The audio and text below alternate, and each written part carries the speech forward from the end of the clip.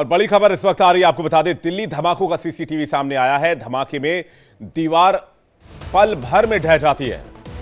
दीवार के पास ही विस्फोटक लगाया गया था, पल भर में पूरी दीवार तहस नहस हो जाती है। सीसीटीवी को भी नुकसान पहुंचता है। जिस सीसीटीवी कैमरे में ये तस्वीर कैप्चर हुई है, तस्वीर आप देखिए किस तरह तेज तीव्रता वाला ये धमाका, जो गाड़ी वहां खड़ी थी उसके शीशे टूट जाते हैं, उसके परखच्चे उड़ जाते हैं। और जब धमाका होता है तो ये धमाके का इंपैक्ट सीसीटीवी तक भी पहुंचता है।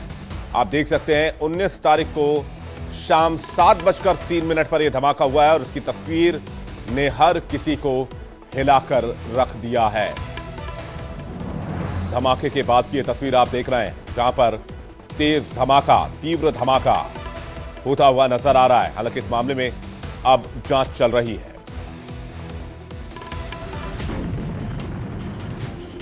दिवाली से पहले फिर दिल्ली, बस एक धमाका और सब हुआ धुआं धुआं। त्योहारों से पहले किसने छीना शहर का सुकून? दिल्ली में कहां से आया साजिश का सफेद पाउडर? ये हाल है, ये सवाल है। संडे की सुबह अलसाई दिल्ली अभी अंगड़ाई लेकर उठी ही थी कि प्रशांत विहार इलाके में हुए धमाके ने उसके कान खड़े कर दिए। धमाके से कोई नुकसान तो नहीं हुआ, लेकिन जिस तरह से धुएं का गुबार उठा और दिल्ली पुलिस के साथ दूसरी एजेंसियों के सायरन बजने लगे, उसने लोगों के मन में कई सवाल छोड़ दिए हैं, जिसके जवाब दिल्ली पुलिस के साथ दूसरी एजेंसियां तलाशने में जुट गई हैं।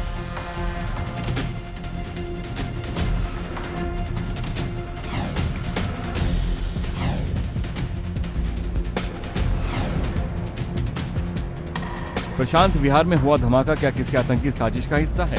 ये सवाल इसलिए उठ रहा है क्योंकि पुलिस, एफएसएल और दूसरी एजेंसियों को मौके पर जो सबूत मिले हैं, उसे देखते हुए इसमें किसी आतंकी साजिश होने से इनकार नहीं किया जा रहा है। तो क्या दिल्ली में हुआ ये धमाका महज ट्रेलर है? ये सवाल एजेंसियों के लिए बड़ा हो चला है, क्योंकि त्योहारों को देखते हुए दिल्ली पहले से ही अलर्ट मोड पर है। अभी दशहरा बीता है, दिवाली आने वाली है और आज यानी करवा चौथ मनाया जा रहा है। ऊपर से आज संडे का दिन यानी दिल्ली की छुट्टी। ऐसे में दिल्ली में हुआ यह धमाका क्या पुलिस इंतजामों को परखने की कोशिश है या अलर्ट मोड का टेस्ट, जिसने सुरक्षा इंतजामों पर ही सवाल खड़े कर दिए हैं? क्राइम ब्रांच तक आई है और तभी सब सुन के आओ। यहाँ पे पुलिस की चौकी भी है, तो पीछे रोहिणी कोर्ट भी है। तो एक बात है कि यहाँ तो वैसी सिक्योरिटी कंसर्न ज़्यादा है। बिल्कुल अच्छी बात यह है कि सुबह का टाइम है, वरना शाम को बहुत भीड़ रहती है यहाँ पे। किसी की हताहत होने की कोई खबर है भी नहीं यहाँ पे, तो ये बहुत अच्छी बात है कि किसी को छुआ। घटना की खबर मिलते ही मौके पर दिल्ली पुलिस की टीम पहुंची, फिर बम स्क्वाड को बुलाया गया, फॉरेंसिक एक्सपर्ट की टीम बुलाई गई है, एनएसजी की टीम बुलाई और इसके बाद अंत में एनआईए को बुलाया गया। ये सारी एजेंसियां मौके पर पहुंची और जांच में जुट गईं। यहां से एक एक सबूत जुटाए जा रहे हैं। पूरे इलाके को कॉर्डन ऑफ कर दिया गया है। आसपास की दुकानों के सीसीटीवी खंगाले जा रहे हैं, ताकि दिल्ली को दहलाने की कोशिश करने वाले इस सफेद पाउडर की साजिश का खुलासा किया जा सके।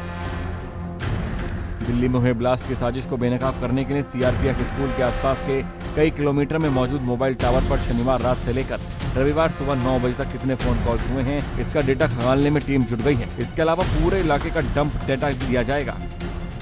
प्रशांत विहार पुलिस स्टेशन जो रोहिणी डिस्ट्रिक्ट में है, उनको सूचना मिली थी कि सीआरपीएफ स्कूल के पास धमाके की आवाज आई है। तुरंत पुलिस टीम मौके पर पहुंची तो देखा कि उसमें दुर्गंध भी थी और स्कूल के प्रेमाइसेस में भी और आसपास के कुछ दुकानों में भी शीशे टूटे हुए थे।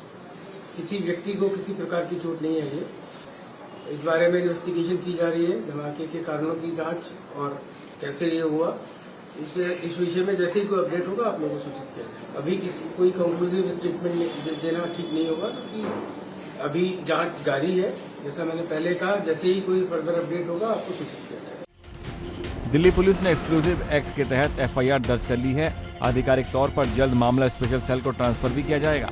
वहीं इस धमाके के बाद पूरी दिल्ली में फिर से हाई अलर्ट कर दिया गया है। दिल्ली के सभी बड़े बाजारों की सुरक्षा व्यवस्था कड़ी कर दी गई है। वहीं दिल्ली बम ब्लास्ट को लेकर सीएम आतिशी का बयान भी सामने आया है। उन्होंने इसे केंद्र की विफलता बताया है।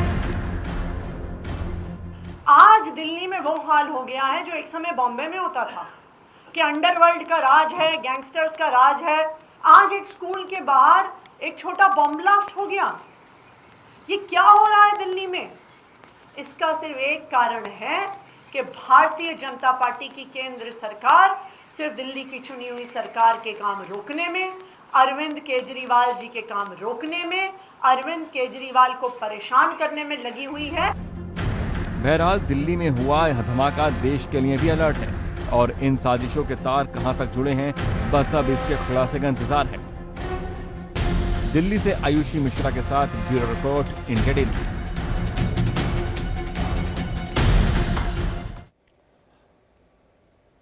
जब इस इलाके में धमाका हुआ और इस खबर पर जब पूरे देश की नजर पड़ी तो हमारी टीम भी इस जगह पर पहुंची।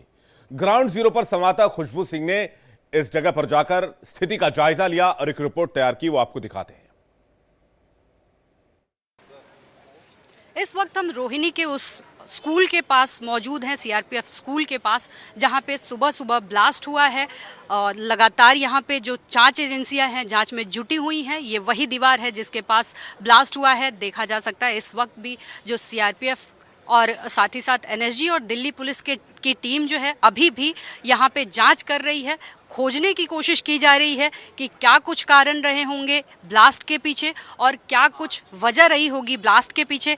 कई एंगलों पे हालांकि जो जांच की है वो आगे बढ़ रहा है, जिसमें एक एंगल है टेरर एंगल की भी जांच हो रही है। टेरर एंगल के हिसाब से कि क्या कोई इसका टेररिस्ट कनेक्शन था, क्योंकि त्यौहार नज़दीक है जिसकी वजह से ये भी आशंका है कि कोई मैसेजिंग ब्लास्ट हो सकता है कि ये ब्लास्ट जो है मैसेज देने के लिए किया गया हो, क्योंकि जो स्कूल है वो सीआरपीएफ का स्कूल है और सीआरपीएफ हालांकि क्योंकि आज जो है संडे का दिन है और बच्चे नहीं थे स्कूल में, साथ ही साथ सुबह का वक्त चुना गया जिस वक्त भीड़ भाड़ नहीं थी, पूरी ये रोड खाली थी, तो किसी तरीके की हताहत नहीं हुई है कोई।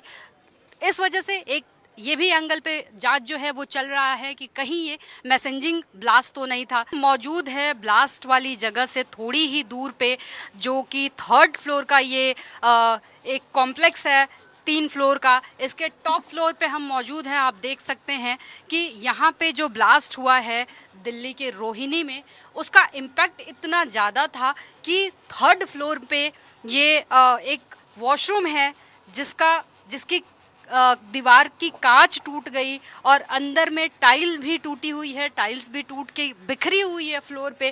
किस तरीके का कितना जो एक्सप्लोसिव था वो कितना उसका इम्पैक्ट तगड़ा था कि वो इतनी दूरी से, काफ़ी दूर है यहाँ से जो जहाँ पे ब्लास्ट हुआ, ब्लास्ट का इम्पैक्ट है।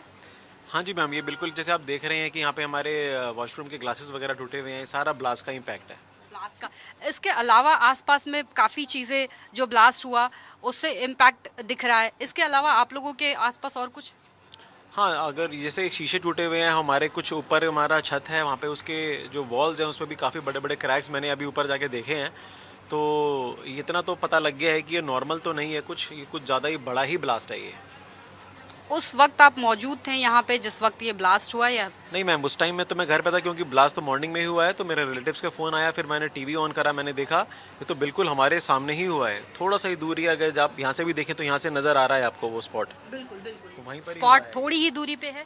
ठीक है, तो उस वक्त आप नहीं मौजूद थे, लेकिन ये आप आए पहले, यहाँ पे चीज़ें ठीक थी, ब्लास्ट के बाद ये टूटी फूटी मिली। बिल्कुल बिल्कुल बिल्कुल, और काफ़ी ज़्यादा टूट गई। अगर यहाँ पे वॉशरूम में कोई होता तो वाकई में सीवियरली डैमेज हो जाता। बिल्कुल, तो यहाँ पे जो वॉशरूम की जो स्थिति है ये देख के साफ तौर पे कहा जा सकता है कि अगर उस वक्त इस वॉशरूम में कोई होता तो जो उसको नुकसान पहुँचता वो काफ़ी ज़्यादा होता। वो दिल्ली धमाकों को लेकर आम आदमी पार्टी ने सवाल उठाए हैं और सीधा सीधा सवाल सेंट्रल गवर्नमेंट पर उठाया है। दिल्ली धमाके को लेकर मनीष सिसोदिया ने कहा कि दिल्ली का लॉ एंड ऑर्डर खतरे में है, लॉ एंड ऑर्डर गैंगस्टर्स के हाथ में है, दिल्ली पुलिस कुछ नहीं कर पा रही है। कल दिल्ली के वेलकम इलाके में फायरिंग हुई थी, आज दिल्ली में धमाका हुआ है। दिल्ली के एलजी कहां है? सौरभ भारद्वाज ने कहा केंद्र सरकार को इस्तीफा देना चाहिए। मनीष सिसोदिया ने भी सवाल उठाया, केंद्र सरकार लॉ एंड ऑर्डर नहीं संभाल पा रही है। मनीष सिसोदिया ने यह भी कहा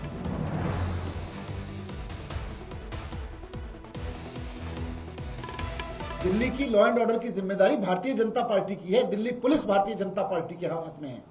दिल्ली में पुलिस नहीं संभल रही, लॉ एंड ऑर्डर नहीं संभल रहा भारतीय जनता पार्टी से, और भारतीय जनता पार्टी दिन रात क्या कर रही है? दिन रात भारतीय जनता पार्टी केवल और केवल दिल्ली के लोगों के काम रोकने पे लगी हुई है। केवल और केवल इसमें लगी हुई है कि अरविंद केजरीवाल जी ने फ्री बिजली जो कर रखी है इसको कैसे रोक दिया जाए। भारतीय जनता पार्टी पूरी तरह से सारी मेहनत, अपना सारा ज्ञान जो भी उनके पास में है, केवल इस बात पे लगा रहा है कि स्कूल और अस्पताल केजरीवाल जी ने जो ठीक कर दिए हैं उसको कैसे खराब किया जाए। आपको दिल्ली के लोगों ने पुलिस के जरिए लॉ एंड ऑर्डर ठीक करने की जिम्मेदारी दी है। आपको दिल्ली के लोगों ने पुलिस को संभालने की जिम्मेदारी दी है।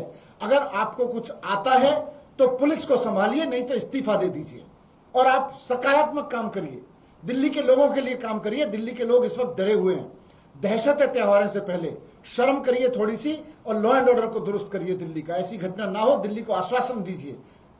पुलिस का क्या हाल है और दिल्ली की कानून व्यवस्था का क्या हाल है वो मनीष जी ने बताया।